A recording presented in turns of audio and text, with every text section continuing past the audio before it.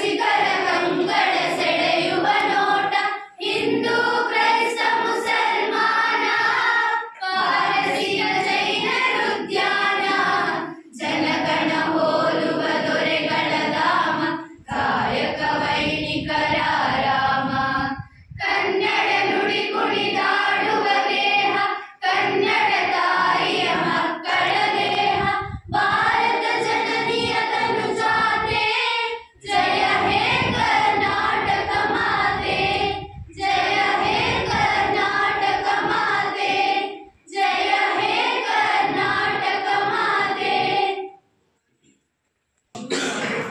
ನಮ್ಮ ಶಾಲೆಯಲ್ಲಿ ಹಮ್ಮಿಕೊಂಡಿದೆ. ಹಾಗೆ ಧ್ವನಿಗೂಡಿಸಿದಂತಹ ಅತಿಥಿ ಮಹೋದಯಕ್ಕೆ ನನ್ನ ಧನ್ಯವಾದಗಳು. ಈಗ ವೇದಿಕೆಯಲ್ಲಿರುವ ಎಲ್ಲರನ್ನ ಆತ್ಮೀಯವಾಗಿ ಸ್ವಾಗತಿಸಲು ಬರ್ತಾ ನಮ್ಮ ಶಾಲೆಯ ಗೌರವಾನ್ವಿತ ಮುಖ್ಯೋಪಾಧ್ಯಾಯರಾದ ಡಾಕ್ಟರ್ ಪಿ. ಸುಧಾಕರ್ ಸರ್.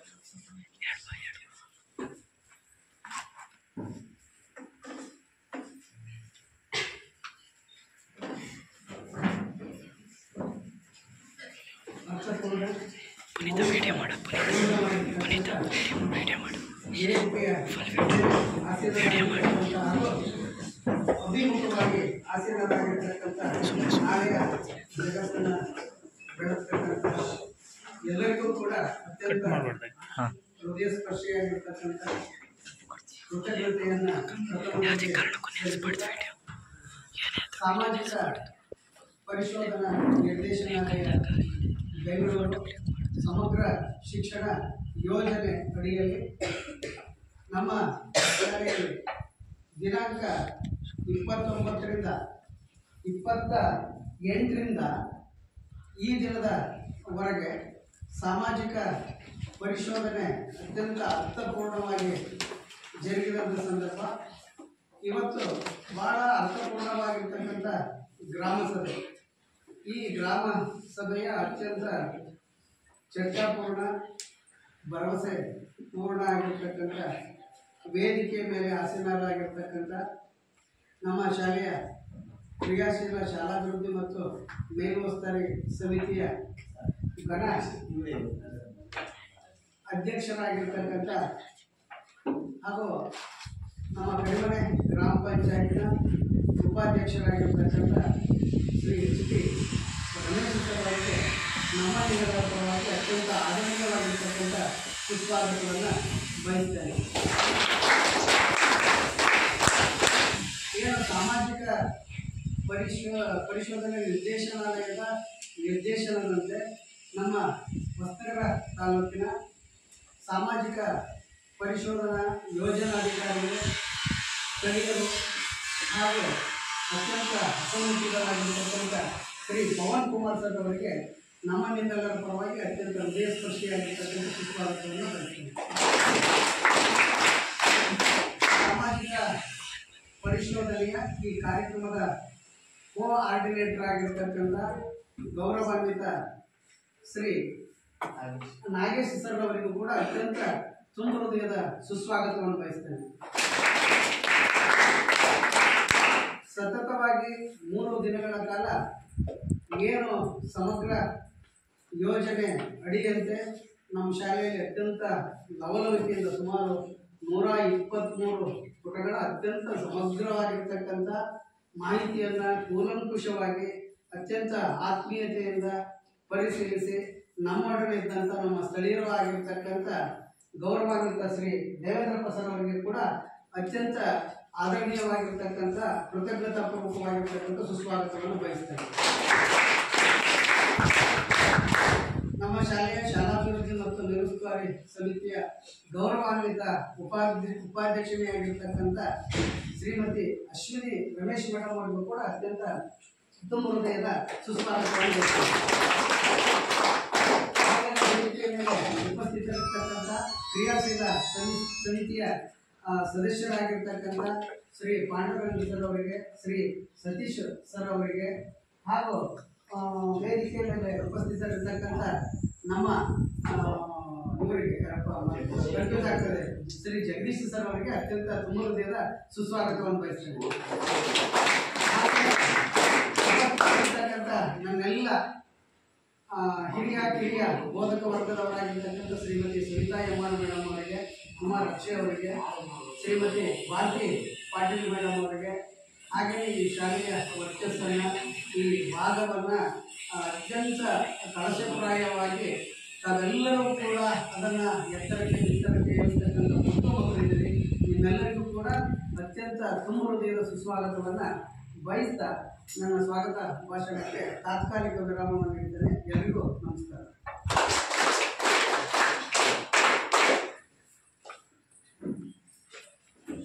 ಸರ್ವರನ್ನು ಆತ್ಮೀಯವಾಗಿ ಸ್ವಾಗತಿಸಿದ ನಮ್ಮ ಶಾಲೆಯ ಗೌರವಾನ್ವಿತ ಸಹ ಸಭೆಗೆ ಆತ್ಮೀಯವಾಗಿ ಸ್ವಾಗತಿಸ್ತಾ ಇದ್ದೇವೆ. ಧನ್ಯವಾದಗಳು ಸರ್.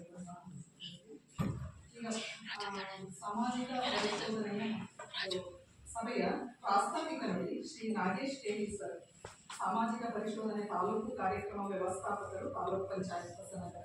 ಇದರಿಂದ ಪ್ರಾಸ್ತಾವಿಕ ನುಡಿಗಳಾಗಿ ವೇದಿಕೆ.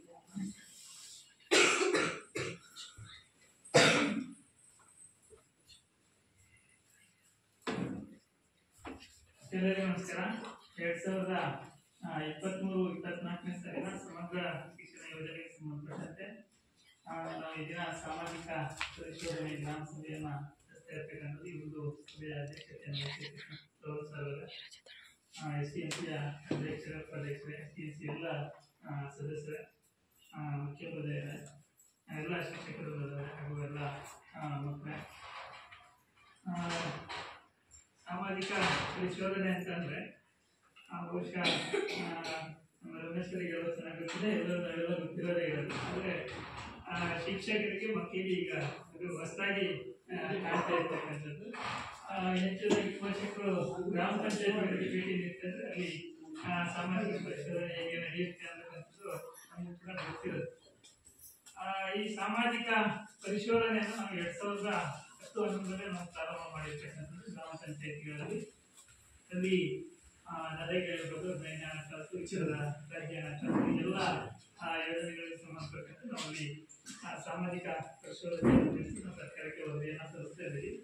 ಆದರೆ ಕಳೆದ ಒಂದು 4 ವರ್ಷಗಳಿಂದ ಶಾಲೆಗಳಲ್ಲೂ ಕೂಡ ಸಾಮಾಜಿಕ ಪರಿಶೋಧನೆಯನ್ನು ನಡೆಸಬೇಕು ಅಂತಕ್ಕಂಥ ಸರ್ಕಾರದ ಆದೇಶ ಇತ್ತು.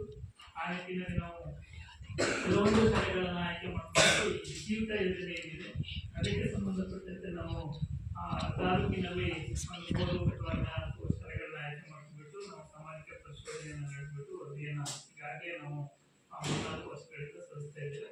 ಹಾಗೆ ಈ ಸಮಗ್ರ ಶಿಕ್ಷಣ ಯೋಜನೆಯನ್ನು ಕೂಡ ಸಾಮಾಜಿಕ ಪರಿಶೋಧನೆಗೆ ಒಳಪಡಿಸಬೇಕು ಅಂತಕ್ಕಂಥದ್ದು ನಮಗೆ ಕಳೆದ ಸಾರಿಯಿಂದ ಸರ್ಕಾರದಿಂದ ಆದೇಶ ಆಗಿತ್ತು. ಆ ನಿಟ್ಟಿನಲ್ಲಿ ನಾವು ಕಳೆದ ಬಾರಿ ಒಂದು 20% ಅಷ್ಟು ಶಾಲೆಗಳನ್ನು ಈ ಒಂದು ತಾಲೂಕಿನಲ್ಲಿ ಆಯ್ಕೆ ಮಾಡ್ಕೊಂಡಿರ್ತಕ್ಕಂಥದ್ದು. ಹಾಗೆ ಈ ಬಾರಿಯೂ ಕೂಡ ನಾವು ಒಂದು 20% ಅಷ್ಟು ಶಾಲೆಗಳನ್ನು ನಾವು ಈಗಾಗಲೇ ಸಾಮಾಜಿಕ ಪರಿಶೋಧನೆಗೆ ಆಯ್ಕೆ ಮಾಡ್ಕೊಂಡಿದ್ದೀವಿ. ಒಟ್ಟಾರೆಯಾಗಿ ಎಲ್ಲಾ ಶಾಲೆಗಳಿಗೂ ಕೂಡ ಈ ಒಂದು ಸಾಮಾಜಿಕ ಪರಿಶೋಧನೆ ಅಂತಕ್ಕಂಥದ್ದು ಕಡ್ಡಾಯವಾಗಿ ನಡೆಸಲೇಬೇಕು ಅಂತಿದ್ದು ಸರ್ಕಾರದ ಆದೇಶ ಇದೆ.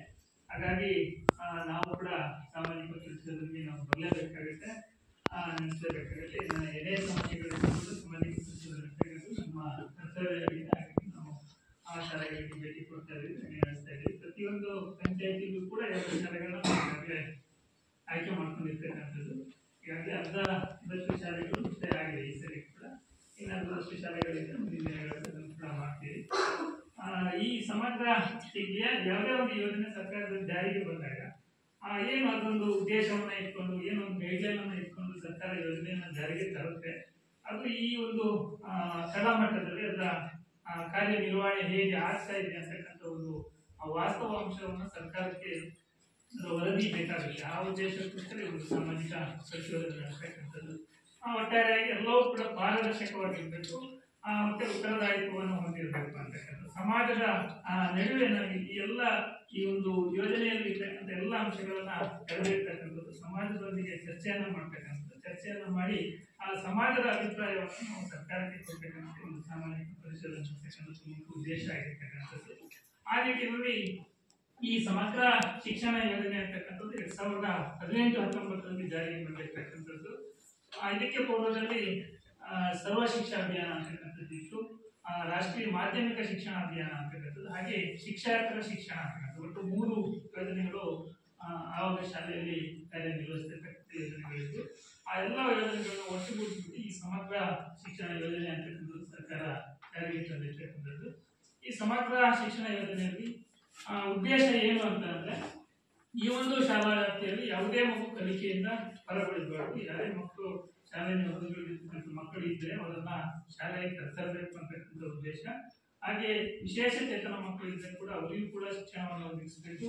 ಅವರು ಶಾಲೆಗೆ ಬರುವ ಹಂತದಲ್ಲಿ ಇದ್ದವರಿಗೆ ಶಾಲೆಯಲ್ಲಿ ಶಿಕ್ಷಣವನ್ನು ಒದಗಿಸ್ತಕ್ಕಂಥದ್ದು, ಒಂದು ವೇಳೆ ಬರಲಿಕ್ಕೆ ಸಾಧ್ಯ ಆಗದಿದ್ದರೆ ಅವರಿಗೆ ಗೃಹದಾಯಿತ ಶಿಕ್ಷಣವನ್ನು ಒದಗಿಸಬೇಕು ಅಂತಕ್ಕಂಥದ್ದಿದೆ.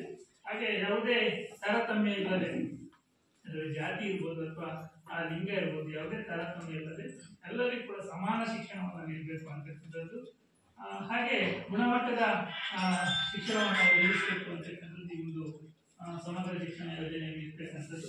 ಹಾಗೆ ಶಿಕ್ಷಕರಿಗೂ ಕೂಡ ಕಾಲಕಾಲಕ್ಕೆ ತರಬೇತಿಯನ್ನು ನೀಡುವುದರ ಮುಖಾಂತರ ಅವರ ಕಾರ್ಯಕ್ಷಮತೆಯನ್ನು ಕೂಡ ಅಧಿಕಗೊಳಿಸತಕ್ಕಂಥದ್ದು ಕೂಡ ಈ ಸಮಗ್ರ ಶಿಕ್ಷಣ ಯೋಜನೆಯಲ್ಲಿ ಬರ್ತದೆ. ಇದರ ಗುರಿ 2030 ಇಟ್ಕೊಂಡಿರ್ತಕ್ಕಂಥ 2030 ಈ ಸಮಗ್ರ ಶಿಕ್ಷಣ ಯೋಜನೆಯಿಂದ ಶೈಕ್ಷಣಿಕ ಕ್ಷೇತ್ರದಲ್ಲಿ ಹೆಚ್ಚಿನ ಬದಲಾವಣೆಗಳನ್ನು ತರಬೇಕು ಅಂತಕ್ಕಂಥದ್ದು ನಿಟ್ಟಿನಲ್ಲಿ ಈ ಒಂದು ಯೋಜನೆಯನ್ನ ಜಾರಿಗೆ ತಂದಿದೆ ಸರ್ಕಾರ.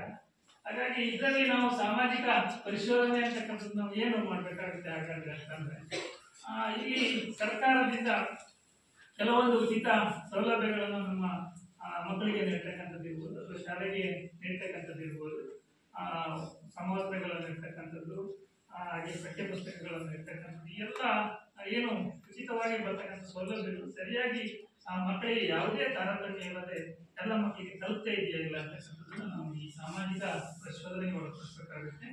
ಹಾಗೆ ಮಕ್ಕಳಿಗೆ ಸಂಬಂಧಪಟ್ಟಂತೆ ಕೆಲವೊಂದು ಅಂಶಗಳನ್ನು ಒಟ್ಟಾರೆಯಾಗಿ ಕೆಲವೊಂದು ಸೂಕ್ಷ್ಮ ಅಂಶಗಳು ಕೂಡ ಇದೆ, ಕೆಲವೊಂದು ಬೇರೆ ಬೇರೆ ಅಂಶಗಳು, ಕೆಲವು ಅಂಶಗಳಲ್ಲಿ ಮಕ್ಕಳಿಗೆ ಸಂಬಂಧಪಟ್ಟಂತೆ ಹಲವಾರು ಅಂಶಗಳಿದೆ. ಅದರ ಕುರಿತಂತೆ ನಾವು ಪರಿಶೀಲನೆ ಮಾಡ್ತಕ್ಕಂಥದ್ದು. ಹಾಗೆ ಶಿಕ್ಷಕರಿಗೆ ಸಂಬಂಧಪಟ್ಟಂತೆ ಶಿಕ್ಷಕರ ಕಾರ್ಯನಿರ್ವಹಣೆ ಇರ್ಬೋದು, ಅವರ ಪಾಠ ಪ್ರವಚನಗಳ ಬಗ್ಗೆ ಇರ್ಬೋದು, ಅದು ಹೇಗೆ ಸಮುದಾಯದ ಅಭಿಪ್ರಾಯ ಹೇಗಿದೆ ಅಂತಕ್ಕಂಥದ್ದನ್ನು ನಾವು ತಿಳ್ಕೊಳ್ತಕ್ಕಂಥದ್ದು. ಹಾಗೆ ಇಲ್ಲಿನ ಭೌತಿಕ ಪರಿಸ್ಥಿತಿ ಹೇಗಿದೆ ಅಂತಕ್ಕಂಥದ್ದು, ಶಾಲೆ ಏನೆಲ್ಲ ಅಂಶಗಳು ಇರಬೇಕು, ಇಲ್ಲಿ ಏನೆಲ್ಲ ಅಂಶಗಳು ಇದೆ ಅಥವಾ ಕೊರತೆ ಇದೆ ಅದನ್ನ ನಾವು ನೋಡ್ತಕ್ಕಂಥದ್ದು. ಏನು ಒಂದು ಶಾಲೆ ಅಂದ್ರೆ ಏನು ಅಂಶಗಳನ್ನ ಸರ್ಕಾರ ತಿಳಿಸಿದೆ, ಏನೆಲ್ಲ ಅಂಶಗಳು ಇರಬೇಕು ಅಂತಕ್ಕಂಥದ್ದನ್ನ ಅಳವಡಿಸ್ಕೋಬೇಕು ಅಂತ ಸರ್ಕಾರ ಹೇಳಿದೆ, ಅದೆಲ್ಲವೂ ಕೂಡ ಪೂರ್ಣ ಪ್ರಮಾಣದಲ್ಲಿ ಈ ಶಾಲೆಯಲ್ಲಿ ಅಳವಡಿಸಲಾಗಿದೆಯಾ ಅಥವಾ ಆಗಿಲ್ಲ ಅಂತ ಅಂದ್ರೆ ಅದಕ್ಕೆ ನಾವು ಸಲಹೆಯನ್ನ ಕೊಡ್ತಕ್ಕಂಥದ್ದು, ಅದನ್ನ ವರದಿ ರೂಪದಲ್ಲಿ ನಮಗೆ ತೋರಿಸ್ತಕ್ಕಂಥದ್ದು, ಅದನ್ನ ಅಳವಡಿಸಲಿಕ್ಕೆ ನಾವು ಅದಕ್ಕೊಂದು ಮಾಹಿತಿಯನ್ನು ನೀಡ್ತಕ್ಕಂಥದ್ದು ಕೂಡ ಇವತ್ತು ಸಾಮಾಜಿಕ ಪರಿಶೋಧನೆಯಲ್ಲಿ ಬರ್ತಕ್ಕಂಥದ್ದು. ಈ ನಿಟ್ಟಿನಲ್ಲಿ ನಾವು ಮಕ್ಕಳೊಂದಿಗೆ ಚರ್ಚೆ ಆಗಿದೆ, ಪೋಷಕರೊಂದಿಗೆ ಕೂಡ ಚರ್ಚೆ ಆಗಿದೆ, ಶಿಕ್ಷಕರೊಂದಿಗೆ ಚರ್ಚೆ ಆಗಿದೆ. ಹಾಗೆ ಈ ಭೌತಿಕ ಪರಿಶೀಲನೆಯನ್ನು ಕೂಡ ನಾವು ಈಗಾಗಲೇ ನಡೆಸಿದ್ದೀವಿ. ಈ ಒಂದು ಸಾಮಾಜಿಕ ಪರಿಶೋಧನೆಯ ವಿಶೇಷ ಅಂತಂದ್ರೆ ಎಲ್ಲರೂ ನೋಡುವುದು ಎಲ್ಲ ಆಡಳಿತಗಳು ಕೂಡ ಆಡಳಿತನ ಮಾಡ್ತಕ್ಕಂಥದ್ದು ಇದೆ, ಮಾಡ್ತಕ್ಕಂಥದ್ದು, ಹಾಗೆ ವರದಿಯನ್ನು ಸರ್ಕಾರಕ್ಕೆ ಕೊಡ್ತಕ್ಕಂಥದ್ದು ಇರುತ್ತೆ. ಆದರೆ ಈ ಒಂದು ಸಾಮಾಜಿಕ ಪರಿಶೋಧನೆಯಲ್ಲಿ ಯಾವುದೇ ವರದಿಯನ್ನು ನೇರವಾಗಿ ಸರ್ಕಾರಕ್ಕೆ ಹಾಗೆ ನಾವು ಕೊಡ್ತಕ್ಕಂಥದ್ದು ಇದೆ. ಎಲ್ಲ ಏನೇ ಅಂಶಗಳು ಕಂಡುಕೊಂಡ್ರು ಕೂಡ ಅದನ್ನ ಗ್ರಾಮ ಸಭೆ ಅಥವಾ ಶಾಲೆ ಸಭೆಗಳನ್ನು ಕರೀತಕ್ಕಂಥದ್ದು, ಆ ಸಭೆಯ ಮುಂದೆ ಎಲ್ಲವನ್ನು ಓಪನ್ ಆಗಿ ಕರೆದಿರ್ತಕ್ಕಂಥದ್ದು.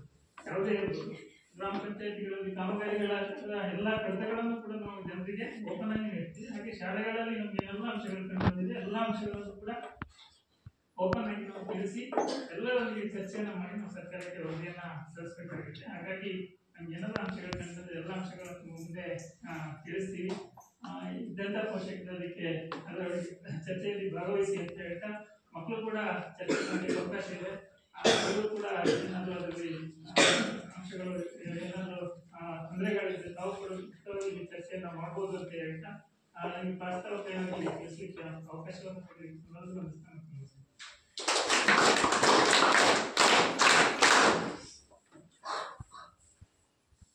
ಇದುವರೆಗೂ ಸಾಮಾಜಿಕ ಪರಿಶೋಧನೆಯ ಈ ಗ್ರಾಮ ಸಭೆಯ ಮೂಲ ಉದ್ದೇಶಗಳೇನು, ಈ ಕಾರ್ಯಕ್ರಮವನ್ನು ಯಾವ ಒಂದು ಉದ್ದೇಶ ಇಟ್ಕೊಂಡು ಸರ್ಕಾರ ನಡೆಸ್ತಾ ಇದೆ, ಆ ನಿಟ್ಟಿನಲ್ಲಿ ನಾವು ನಮ್ಮ ಶಾಲೆಯ ಆಡಿಟ್ ಆಗಿರ್ಬೋದು ಮತ್ತು ಅದರ ಒಂದು ವರದಿಯನ್ನು ಇಲ್ಲಿ ಎಲ್ಲರ ಸಮ್ಮುಖದಲ್ಲಿ ತೆರೆದಿಡುವಂಥದ್ದಾಗಿರ್ಬೋದು, ಈ ಎಲ್ಲದರ ಕುರಿತು ಇದರ ಧ್ಯೇಯ ಉದ್ದೇಶವನ್ನು ಕುರಿತು ಭಾಳ ಅಚ್ಚುಕಟ್ಟಾಗಿ ನಮಗೆಲ್ಲ ಮನಮುಟ್ಟುವ ರೀತಿಯಲ್ಲಿ ನಮ್ಮ ಸಾಮಾಜಿಕ ಪರಿಶೋಧನೆ ತಾಲೂಕು ಪಂಚಾಯತ್ ತಾಲೂಕು ಕಾರ್ಯಕ್ರಮದ ವ್ಯವಸ್ಥಾಪಕರಾಗಿರ್ತಕ್ಕಂಥ Shri Nagesh K V sir ಅವರು ಭಾಳ ಅಚ್ಚುಕಟ್ಟಾಗಿ ನಮ್ಮೆಲ್ಲ ತಿಳಿಸ್ಕೊಟ್ಟಿದ್ದಾರೆ. ಅವರಿಗೆ ಈ ವೇದಿಕೆ ಪರವಾಗಿ ಹೃತ್ಪೂರ್ವಕವಾದ ಧನ್ಯವಾದಗಳನ್ನು ಅರ್ಪಿಸ್ತಾ ಇದ್ದೀನಿ.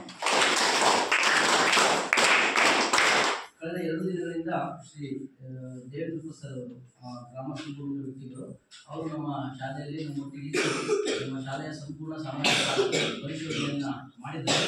ಅದರ ಒಂದು ವರದಿಯನ್ನು ನಮ್ಮೆಲ್ಲ ಈ ಸಭೆಯ ಮುಂದೆ ಮಂಡಿಸಬೇಕಾಗಿ ಅವರಿಗೆ ವೇದಿಕೆಗೆ ಆಹ್ವಾನ ಮಾಡ್ತಾರೆ.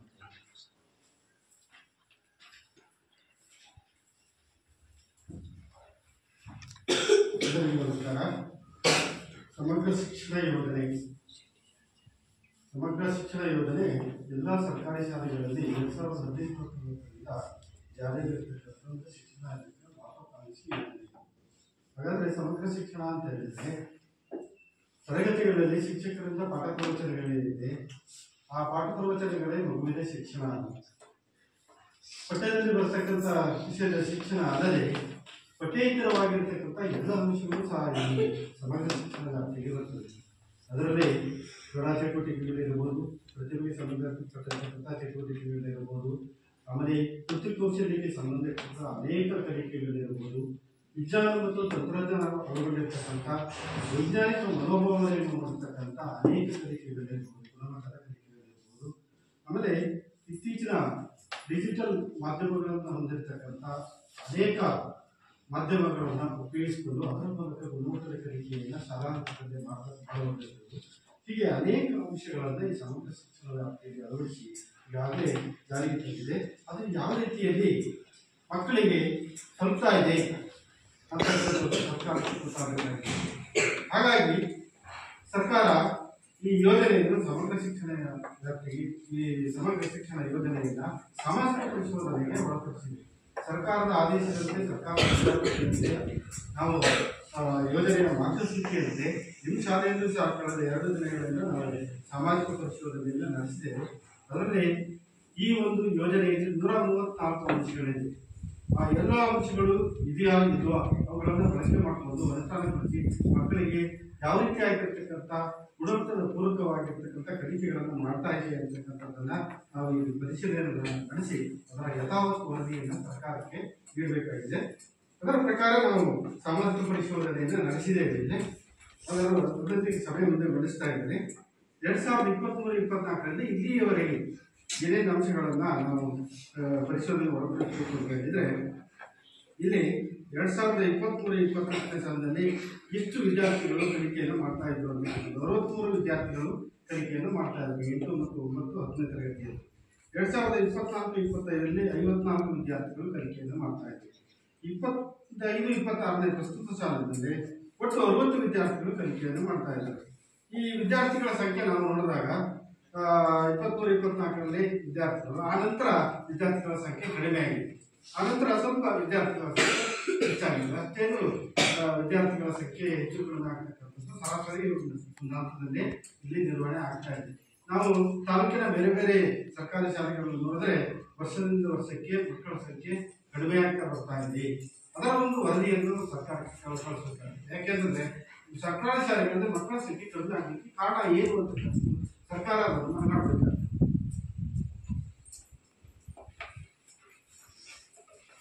ಹಾಗೆ ಶಾಲೆಯನ್ನ ನಿರ್ವಹಣೆ ಮಾಡಬೇಕಾದ್ರೆ ಸರ್ಕಾರ ಕೆಲವೊಂದು ಅನುದಾನಗಳನ್ನ ನೀಡ್ತದೆ. ಅದು ಯಾವ ರೀತಿ ನಿರ್ವಹಿಸಿದೆ ಅಂತಕ್ಕಂಥದ್ದು ದಾಖಲಾತಿ ಮೂಲಕ ನಾವು ಪರಿಶೀಲನೆ ಒಳಪಡಿಸಬೇಕಾಗಿದೆ. ಇಲ್ಲಿ 2023-24ನೇ ಸಾಲಿನಲ್ಲಿ ಶಾಲಾ ಅನುದಾನ ಅಂತಕ್ಕಂಥದ್ದು 11,220 ರೂಪಾಯಿ ಈ ಶಾಲೆಗೆ ನೀಡಿದೆ. ಕುಡಿಯುವ ನೀರು ಮತ್ತು ಸ್ವಚ್ಛತೆಗೆ 9,490 ರೂಪಾಯಿ ನೀಡಿದೆ. ಶೂ ಮತ್ತು ಸಾಕ್ಸ್ ಮಕ್ಕಳಿಗೆ ಉಚಿತವಾಗಿ ನೀಡತಕ್ಕಂಥದ್ದು 19,905 ರೂಪಾಯಿ ನೀಡಿದೆ. ವಿಶೇಷಚೇತನ ಮಕ್ಕಳಿಗೆ 1,800 ರೂಪಾಯಿ ನೀಡಿದೆ. ಮಕ್ಕಳಿಗೆ ಸಾರಿಗೆ ಭತ್ಯೆ ನೀಡತಕ್ಕಂಥದ್ದು 15,000 ರೂಪಾಯಿ ನೀಡಿದೆ. ಆಮೇಲೆ ಹೆಣ್ಣು ಮಕ್ಕಳಿಗೆ ಕರಾಟೆ ತರಬೇತಿಯನ್ನು ಕೊಡ್ತಕ್ಕಂಥದ್ದು 3,000 ರೂಪಾಯಿ ಅನುದಾನವನ್ನು ನೀಡಿದೆ. ಆ ಒಂದು 23-24ನೇ ಸಾಲಿನಲ್ಲಿ 63,415 ರೂಪಾಯಿ ಅನುದಾನವನ್ನು ಸರ್ಕಾರ ನೀಡಿದೆ.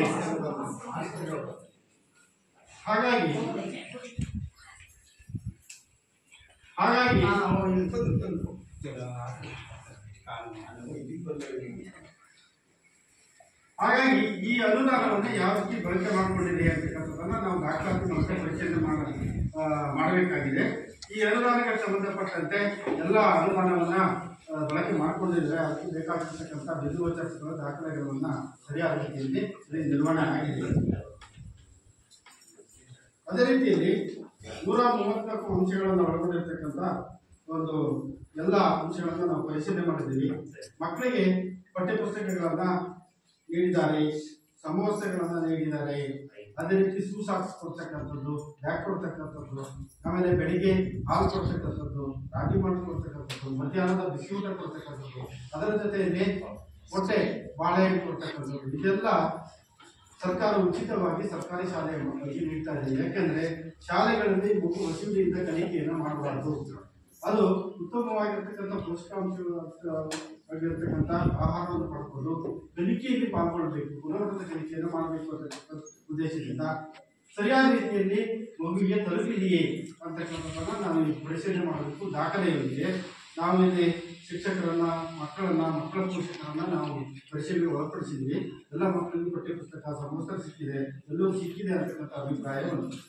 ಆಮೇಲೆ ಸರ್ಕಾರ ಮಕ್ಕಳಿಗೆ ಕೆಲವೊಂದು ಮಕ್ಕಳನ್ನು ಆಯ್ಕೆ ಮಾಡಿಕೊಂಡು ವಿದ್ಯಾರ್ಥಿ ವೇತನ ಕೊಡ್ತಕ್ಕಂಥ ಒಂದು ವ್ಯವಸ್ಥೆ ಇದೆ. ಅದು ಸಹ ಈಗಾಗಲೇ ವಿದ್ಯಾರ್ಥಿ ವೇತನ ಅವರ ವೈಯಕ್ತಿಕ ಖಾತೆಗೆ, ಬ್ಯಾಂಕ್ ಖಾತೆಗೆ ಹೋಗ್ತದೆ. ಅದು ಮಾಹಿತಿ ಇಲ್ಲ ಅಂತಕ್ಕಂಥ ಅಭಿಪ್ರಾಯವನ್ನು ಹೇಳಿದ್ರು. ಕೆಲವು ಮಕ್ಕಳಿಗೆ ಬಂದಿದೆ ಅಂತಕ್ಕಂಥ ಅಭಿಪ್ರಾಯ ಬಂತು. ಆಮೇಲೆ ನಿಯಮಾನುಸಾರ ಅದರ ವಿದ್ಯಾರ್ಥಿಗಳಿಗೆ ಸಾರಿಗೆ ವ್ಯವಸ್ಥೆಯನ್ನು ಕೊಡ್ತಕ್ಕಂಥ ಒಂದು ವ್ಯವಸ್ಥೆ ಇದೆ. ಆದರೆ ಪ್ರೌಢಶಾಲಾ ಅಂತ ಹೇಳಿದ್ರೆ 5 ಕಿಲೋಮೀಟರ್ ದೂರದಿಂದ, ಬಹಳ ದೂರದಿಂದ ಕಸದಾರಿಯಲ್ಲಿ ಹೊಳೆಹಳ್ಳಗಳನ್ನು ದಾಟಿ, ಕಾಲಸಂಖ್ಯೆಗಳನ್ನು ದಾಟಿ, ಕಾಡು ದಾರಿಯಲ್ಲಿ ಬರ್ತಕ್ಕಂಥ ಮಕ್ಕಳನ್ನ ಶಾಲೆ ಆಯ್ಕೆ ಮಾಡಿ ಪ್ರಸ್ತಾವನೆ ಸರ್ಕಾರಕ್ಕೆ ಇಲಾಖೆ ಸಲ್ಲಿಸಿದಾಗ ಅದನ್ನ ಅಲ್ಲಿ ಸರ್ಕಾರ ಮನಗಂಡು ವರ್ಷಕ್ಕೆ 6,000 ರೂಪಾಯಿ ಕೊಡ್ತಕ್ಕಂಥ ಒಂದು ಮಗುವಿಗೆ ಒಂದು ವ್ಯವಸ್ಥೆ ಇದೆ. ಅದರ ಪ್ರಕಾರ ಇಲ್ಲಿ ಕೆಲವೊಂದು ಮಕ್ಕಳಿಗೆ ಆಗಲೇ ಸಾರಿಗೆ ವ್ಯವಸ್ಥೆ ಬಂದಿದೆ. ಇನ್ನು ಕೆಲವು ಮಕ್ಕಳನ್ನ ನಾವು ಪರಿಶೀಲನೆ ಒಳಪಡಿಸಿದಾಗ 20 ವಿದ್ಯಾರ್ಥಿಗಳು 5 ಕಿಲೋಮೀಟರ್ ದೂರದಿಂದ ಶಾಲೆಗೆ ಬರ್ತಾ ಇದ್ದಾರೆ. ಶಾಲೆಗೆ ಅವರಿಗೆ ಅವಶ್ಯಕತೆ ಇದೆ ಅಂತಕ್ಕಂಥ ವರದಿಯಲ್ಲಿ ಸೇರಿಸಿದ್ದೇವೆ. ಆಮೇಲೆ ಶಾಲೆಯಲ್ಲಿ ಶಿಕ್ಷಕರು, ಪ್ರೌಢಶಾಲೆಗೆ ಸಂಬಂಧಪಟ್ಟಂತೆ ಶಿಕ್ಷಕರಿದ್ದಾರ ಅಂತಕ್ಕಂಥದ್ದನ್ನು ನಾವು ಇಲ್ಲಿ ನೋಡಬೇಕು. ಸಾಕಷ್ಟು ಶಿಕ್ಷಕರು ಪ್ರೌಢಶಾಲೆಯಲ್ಲಿ ಇದ್ದಾರೆ ಅಂತಕ್ಕಂಥದ್ದನ್ನು ನೋಡಬೇಕಾಗ್ತದೆ. ಇಲ್ಲಿ 30 ವಿದ್ಯಾರ್ಥಿಗಳಿಗೆ ಒಬ್ಬ ಶಿಕ್ಷಕರು ಅಂತಕ್ಕಂಥದ್ದು ಒಂದು ಅನುಪಾತ. ಅದರ ಪ್ರಕಾರ ಶಿಕ್ಷಕರು ಇದ್ದಾರೆ ಮತ್ತು ವಿಷಯವಾದ ಶಿಕ್ಷಕರು ಇದ್ದಾರೆ ಅಂತಕ್ಕಂಥದ್ದನ್ನು ನಾವು ಪರಿಶೀಲನೆ. ಇಲ್ಲಿ ಕಾಯಂ ಶಿಕ್ಷಕರು ಇರ್ತಕ್ಕಂಥದ್ದು ಒಂದು 5 ಶಿಕ್ಷಕರು, ಅದರಲ್ಲಿ ಒಬ್ಬರು ಮುಖ್ಯ ಶಿಕ್ಷಕರು, 4 ಸಹ ಶಿಕ್ಷಕರು, ಅದರಲ್ಲಿ 3 ಜನ ಶಿಕ್ಷಕರ ಕೊರತೆ ಇದೆ. ಒಂದು ದ್ವಿತೀಯ ಮಾತ್ರ ಉದ್ದೇಶ ಖಾಲಿ ಇದೆ. ಇದನ್ನು ನಾವು ವರದಿಯಲ್ಲಿ ಸೇರಿಸ್ಕೊಳ್ತಾ ಇದ್ದೇವೆ. ಆಮೇಲೆ ಕಲಾ ಶಿಕ್ಷಣಕ್ಕೆ, ಆರೋಗ್ಯ ಶಿಕ್ಷಣಕ್ಕೆ, ವೈದ್ಯ ಶಿಕ್ಷಣಕ್ಕೆ ಶಿಕ್ಷಕರ ವಿಧೇಯಕ ಅಂತಕ್ಕಂಥದ್ದು ಯೋಜನೆಯ ಒಂದು ಉದ್ದೇಶ. ಅದು ಯಾವುದೇ ಶಿಕ್ಷಕರು ಈ ಶಾಲೆಯಲ್ಲಿಲ್ಲ. ಒಂದು ಶಾಲೆಯ ಉತ್ತಮವಾಗಿ ನಿರ್ವಹಣೆ ಆಗಬೇಕಾದ್ರೆ, ಒಂದು ಗುಣಮಟ್ಟದ ಶಿಕ್ಷಣವನ್ನು ನೀಡಬೇಕಾದ್ರೆ ಪೂರ್ಣಾವಧಿಯ ಮುಖ್ಯ ಶಿಕ್ಷಕರನ್ನು ಹೊಂದಿರಬೇಕು ಅಂತಕ್ಕಂಥದ್ದು ಈ ಯೋಜನೆಯ ನಿಯಮ ಇದೆ. ಇಲ್ಲಿ ಈ ಶಾಲೆಯಲ್ಲಿ ಪೂರ್ಣಾವಧಿಯ ಮುಖ್ಯ ಶಿಕ್ಷಕರು ಇದ್ದಾರೆ. ಆಮೇಲೆ ಒಂದು ಪ್ರೌಢಶಾಲೆ ಅಂತ ಹೇಳಿದ್ರೆ ಒಂದು ಶೈಕ್ಷಣಿಕ ವರ್ಷದಲ್ಲಿ 249 ದಿನಗಳನ್ನ ಶಾಲೆಯನ್ನ ನಡೆಸಬೇಕಾಗ್ತದೆ. ಈ ಯೋಜನೆಯ ಮಾರ್ಗಸೂಚಿ ಇದೆ. ಅದರ ಪ್ರಕಾರ ಈ ಶಾಲೆ ಎಷ್ಟು ದಿನ ನಡೆದಿದೆ ಅಂತಕ್ಕಂಥದ್ದು 2023-24ರಲ್ಲಿ ನಾವು ದಾಖಲೆ ಪರಿಶೀಲನೆ ಮಾಡಿದ್ದೇವೆ. ಒಟ್ಟು 238 ದಿನಗಳು ನಡೆದಿದೆ. ಅಲ್ಲಿ 4 ದಿನಗಳು ಸ್ಥಳೀಯ ರಜೆ ಇದೆ, 7 ದಿನಗಳು ಮಳೆ ರಜೆ ಇದೆ. ಅಲ್ಲಿಗೆ 249 ದಿನಗಳ ಶಾಲೆ ನಡೆದಂತೆ ಕಂಡು ಬಂದಿದೆ. ಆಮೇಲೆ ಸದರಿ ಶಾಲೆಯ ಹಿಂದಿನ ಮಾಹಿತಿಗಳಲ್ಲಿ ವಿದ್ಯಾರ್ಥಿಗಳ ಸರಾಸರಿ ಹಾಜರಾತಿ 89 ಅದಕ್ಕಿಂತ ಹೆಚ್ಚಿದೆ ಅಂತಕ್ಕಂಥದ್ದನ್ನ. ಮಕ್ಕಳು ಗುಣಮಟ್ಟದ ಶಿಕ್ಷಣವನ್ನು ಕಲಿಯಬೇಕಾದ್ರೆ ಮಕ್ಕಳ ಹಾಜರಾತಿ ಅತ್ಯಂತ ಪ್ರಮುಖವಾಗಿರ್ತಕ್ಕಂಥದ್ದು. ಅದು ಮಕ್ಕಳ ಹಾಜರಾತಿ 80% ಜಾಸ್ತಿ ಇದೆಯೇ, ಕಡಿಮೆ ಇರತಕ್ಕಂಥ ವಿದ್ಯಾರ್ಥಿಗಳು ಇದ್ದಾರೆ ಅಂತಕ್ಕಂಥದ್ದನ್ನ ನಾವು ದಾಖಲಾತಿ ಪರಿಶೀಲನೆ ಮಾಡಬೇಕಾಗ್ತದೆ. ಇಲ್ಲಿ ಎಲ್ಲ ಮಕ್ಕಳು 80ಕ್ಕಿಂತ ಜಾಸ್ತಿ ಇದ್ದಾರೆ. ಅದರಲ್ಲಿ ದರ್ಶನ್ ಜೆ ಅಂತಕ್ಕಂಥ 10ನೇ ತರಗತಿ ಅವರು ಹಿಂದಿನ ಸಾಲಿನ ಎಲ್ಲ ನಾವು ಮನೆಗಳಲ್ಲಿ ನೋಡಿದಾಗ ಅವರ ಹಾಜರಾತಿ 80% ಕಡಿಮೆ ಇರ್ತಕ್ಕಂಥದ್ದು ನಮಗೆ ಕಂಡು ಬಂದಿದೆ. ಆಮೇಲೆ ಶಾಲೆಗೆ ಬರುವ ಮಾರ್ಗ ಸುರಕ್ಷಿತವಾಗಿದೆಯೇ, ಮಕ್ಕಳಿಗೆ ಶಾಲೆಗೆ ಬರ್ತಕ್ಕಂಥ ಮಾರ್ಗ ಸುರಕ್ಷಿತವಾಗಿದೆ ಅಂತಕ್ಕಂಥದ್ದನ್ನ ನಾವು ಮಕ್ಕಳನ್ನು ಪರಿಶೀಲನೆ ಒಳಪಡಿಸಬೇಕು. ಸುರಕ್ಷಿತ ಇದೆ ಅಂತಕ್ಕಂಥದ್ದು ಹೇಳಿದ್ರು. ಮಕ್ಕಳನ್ನು ಅವರ ವಯಸ್ಸಿನ ಅನುಗುಣವಾಗಿ ತರಗತಿಗಳಿಗೆ ದಾಖಲಾತಿ ಮಾಡಿ